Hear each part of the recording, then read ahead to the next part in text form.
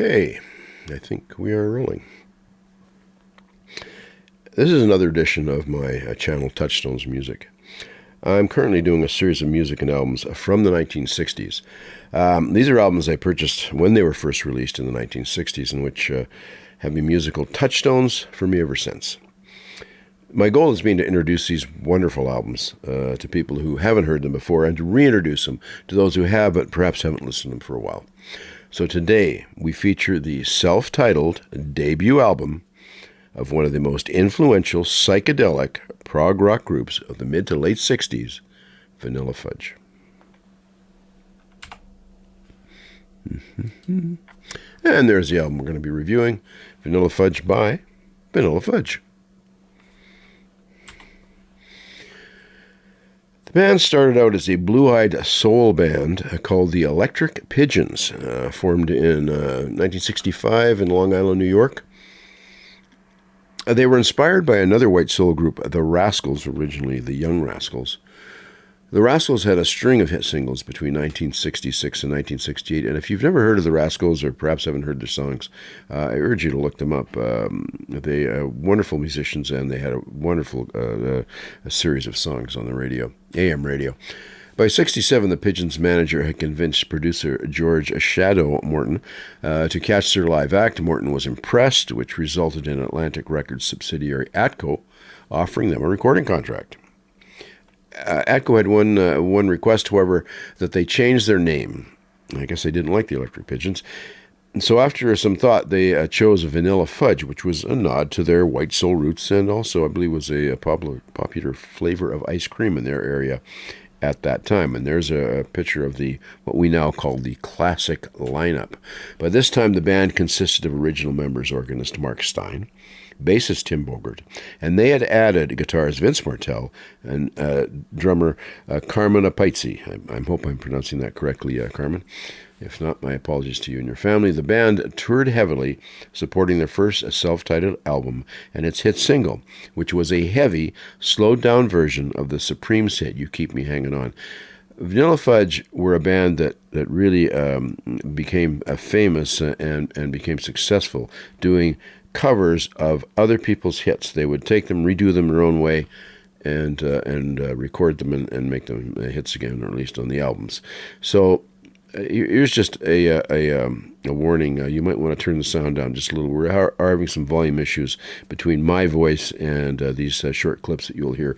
This is a clip. The next slide should be a clip of the Supremes doing their original hit from 1966. And then the slide after that will be the same clip, but it will be from the Vanilla Fudge's version. So here's the Supremes, and after that is Vanilla Fudge. And you might want to turn the sound down. Just be cautious of the sound for a moment.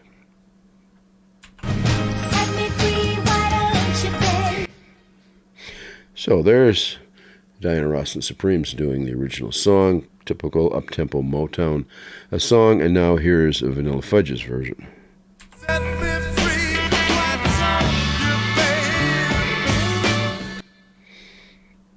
So, kind of gives you an idea how they reworked that song.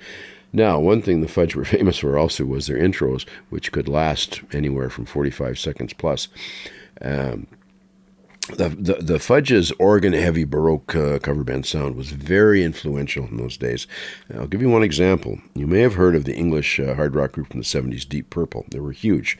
Them, Zeppelin, and Black Sabbath were kind of the three main hard rock / metal bands in those days. But originally, Deep Purple, and this would be Mark I for you Purple fans, started out wanting to be a Vanilla Fudge clone, and they were always they were huge fans of the band. Now, the recording. The album was released on June 2nd, 1967, and one of the things that makes that important is because the day before, Sgt. Pepper's Lonely Hearts Club Band by the Beatles was released. This was the album which pretty well kicked the doors down for, especially for young musicians at the time, and said, anything is now possible, go for it. The labels for the Fudge were Atco in the U.S. and Polydor in the U.K. The producer was the aforementioned George Shadow Morton. I didn't find out what the shadow came from. Recording engineers were Joe Veneri and Bill Stahl. Now, the length was about 42, a little over 42 and a half minutes. And the album peaked at number 6 on the Billboard album charts, which was their highest scoring album. A little mention about the length.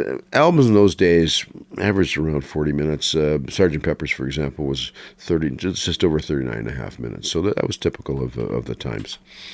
The title, I usually talk about where the title came from. In this case, the album is self-titled, so there's really not much to say that we haven't already discussed.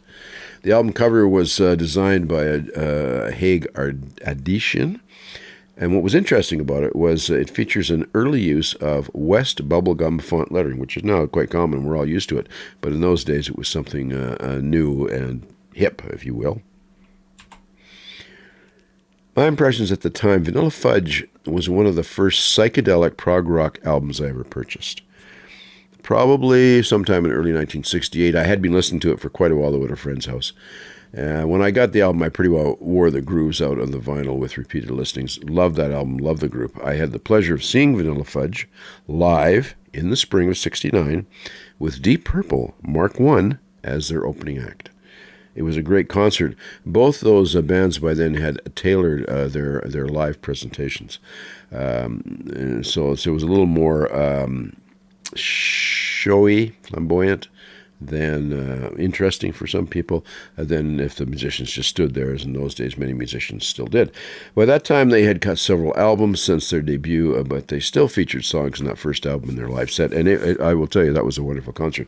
Also, I suspect I was one of the few people in the auditorium that night who knew who Deep Purple were.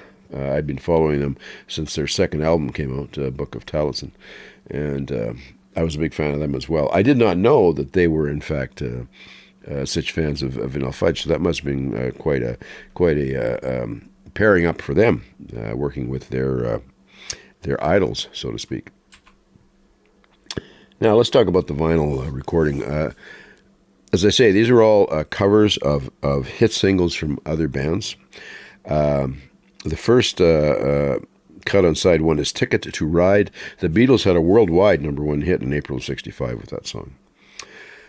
"People Get Ready" from 1965 by a group called The Impressions, hit number 14 on the Billboard Hot 100.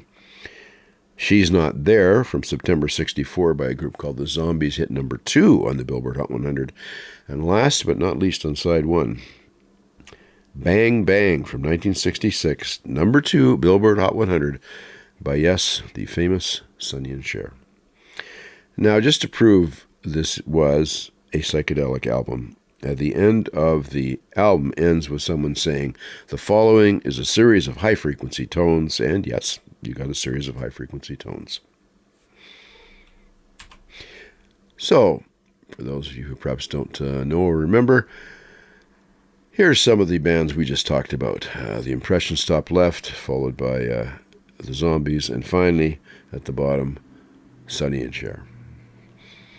Now, the next a song is another clip. It's the opening for "Ticket to Ride." And again, I just sort of caution you, you might want to turn the sound down just a little bit. We're still fiddling with the sound here.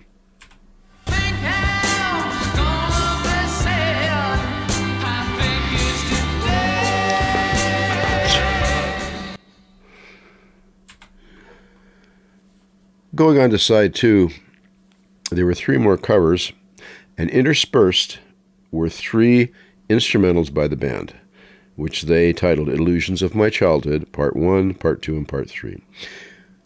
So the first song on side 2 is "Illusions of My Childhood, Part 1, followed by "You Keep Me Hanging On," which was the aforementioned Billboard Top 10 hit. They had to release it a couple of times to get it up there, by the way. They released it once and then released it again once the album came out. And that time it got on, as I said, hit the top 10 of the Billboard Hot 100. "Illusions of My Childhood, Part 2 followed that, another instrumental, followed by a song which was actually a hit for a number of groups in the 60s. It was written in 1965 by a chap named Trade Martin. It was called "Take Me for a Little While." Then we had the final of the 3 band-penned instrumentals, "Illusions of My Childhood, Part 3. And then the last song on the album, Eleanor Rigby from 1966, the Beatles' Revolver album. This was the album that immediately preceded Sgt. Pepper's Lonely Hearts Club Band, by the way. So Vanilla Fudge recorded 5 albums between 1967 and 1969 before they disbanded in 1970. That's going some. The Fudge were one of those bands you really had to see live to be fully appreciated. You can see examples of their stage performances on YouTube. I saw one the other day when they were on Ed Sullivan, and it reminded me of their live act when I saw it. They've been touring as recently as 2022 with 3 of the 4 original members from their classic lineup: Mark Stein, Vince Martell, and Carmen Apozzi. Bassist Pete Bremy replaced Tim Bogert, who unfortunately passed away in 2021. He's the only original member who's no longer with them.